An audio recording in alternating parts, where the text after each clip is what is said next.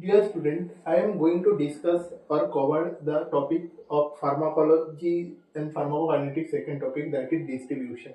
So, for studying that distribution, first we have to study about pharmacokinetics, then absorption process, administration of drug process, everything.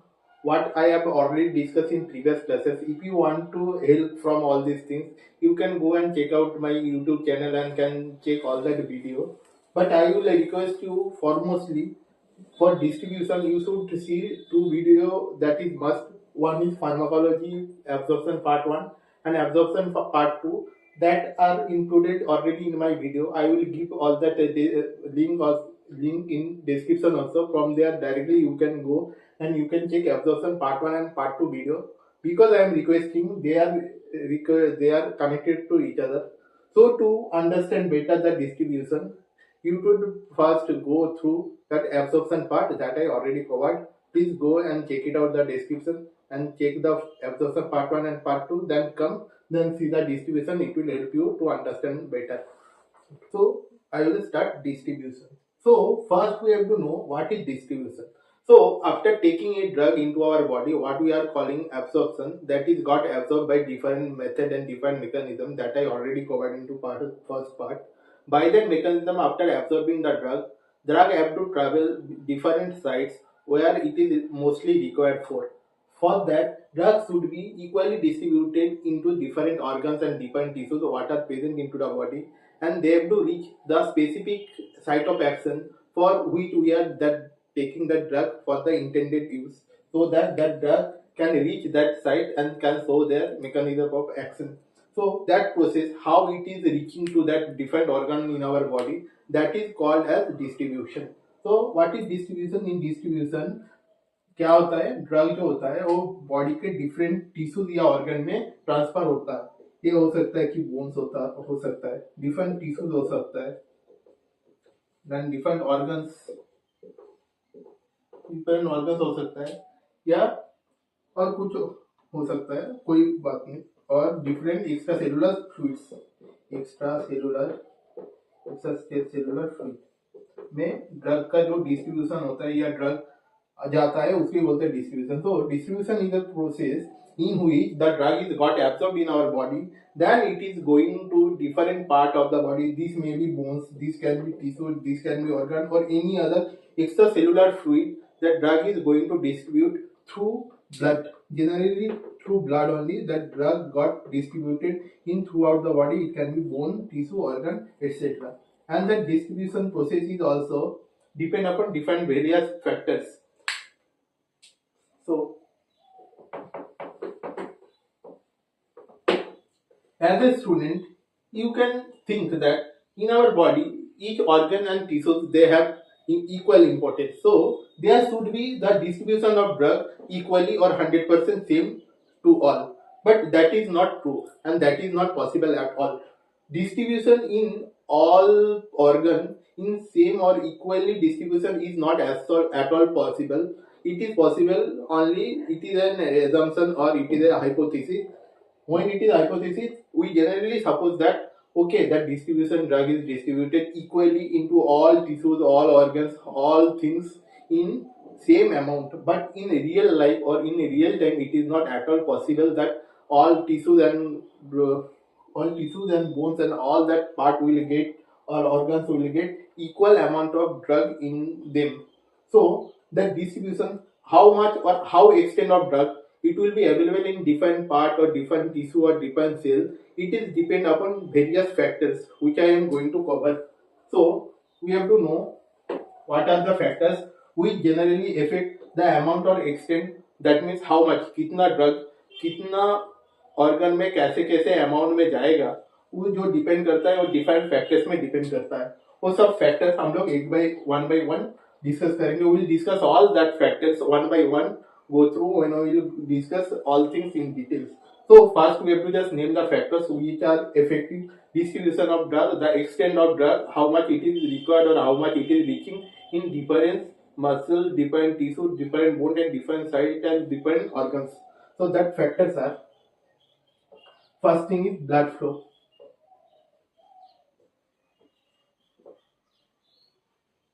Second one is capillary permeability. Capillary permeability. The third part is lipophilicity or the nature of drug. And fourth one is bioavailability. And the most and foremost important is protein binding, which are generally the main effect or main factor which generally decide how much the drug will reach in different organ and which type of drug will reach that organ and which type drug will be bound into the cell, will not go forward for the other thing. And after the distribution, one also what comes, that is redistribution, that I will discuss after discussing all the factors one by one. So first thing what we will discuss, that is blood flow.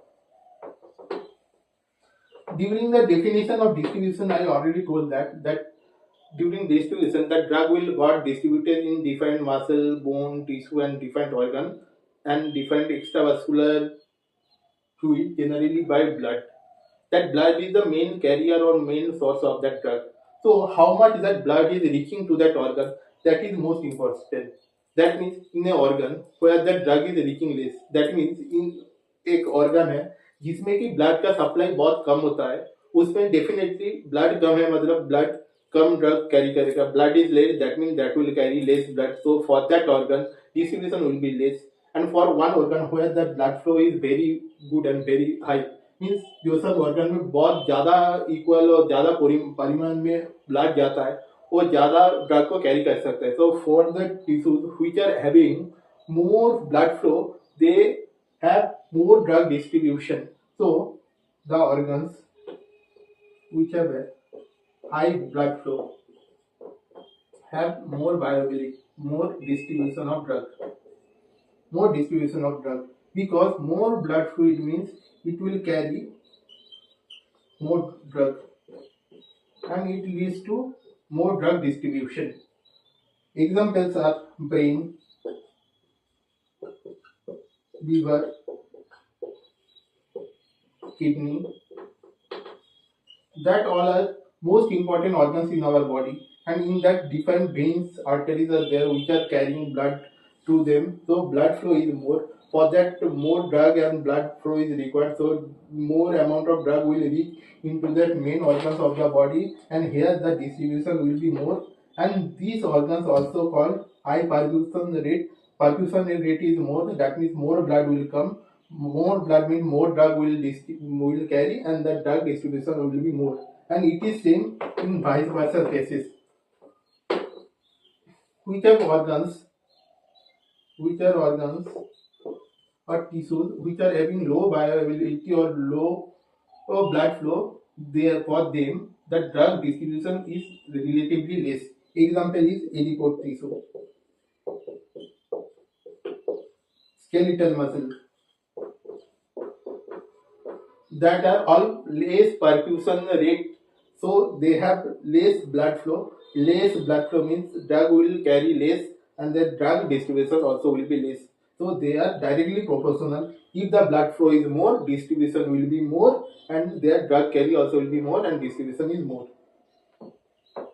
So by that I am covering that first factor.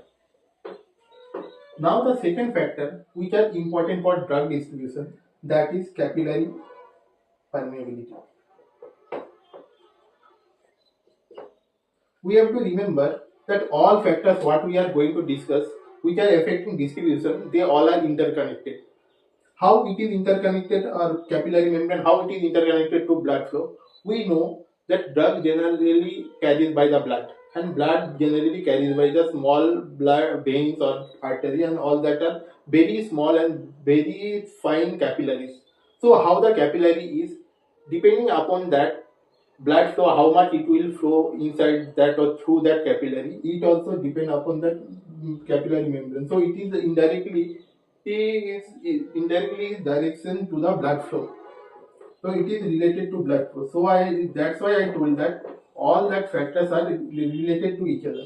Now I will discuss how that capillary permeability is affecting distribution. Just suppose that is a capillary and that is another capillary. If the capillary is tight, and that junction is very tight. Junction is tight. So that is obvious that through that blood will flow less. Blood will flow less. If the blood is flow less, then drug carry will be less.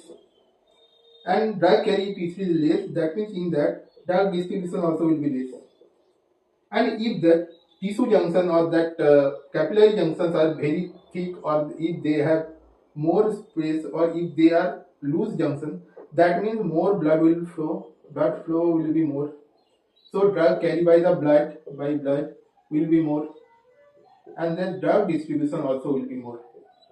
So it is also directly proportional by blood flow, but indirectly proportional to capillary permeability. How? If the capillary is thin or they are tight junction, so in that blood flow will be less, drug carried by the blood will be less, drug distribution will be less. And if the capillaries are burst or high loose junctions, then blood flow will be more, drug distribution will be more, and drug carried by the blood also will be more. So by that, capillary affect the distribution of the drug.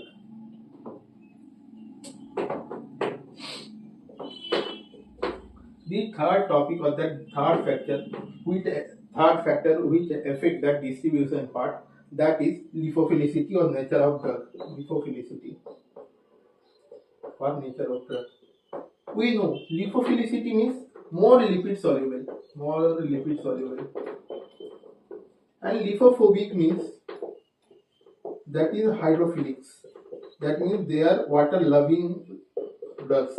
So they will be less lipid soluble, but they will be more water soluble.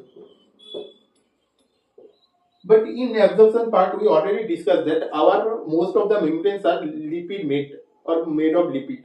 So generally lipoproteins or lipophilic drugs which are more lipid soluble, they can easily pass through that membrane. We already discussed blood-brain barrier is so lipid or so lipophilic that normal drugs never can pass through that blood-brain barrier. But we generally saw that high lipophilic drugs which are having low drug lipid solubility, they can easily pass through that blood-brain barrier.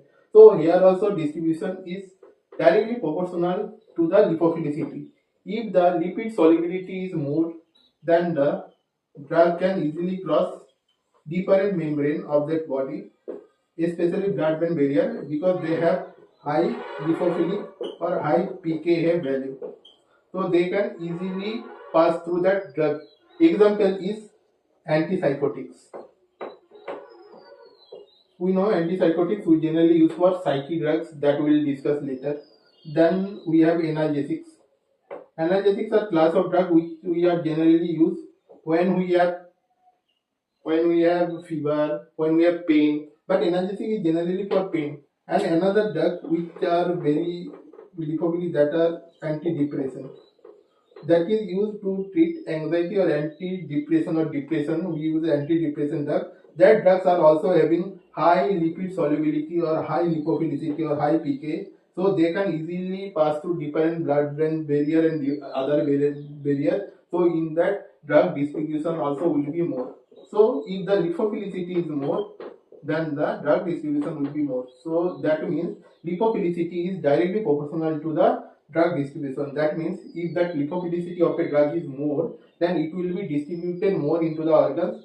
If that lipophilicity is less, they can't pass through that membrane easily, so the distribution inside that organs will be less. So they are directly proportional.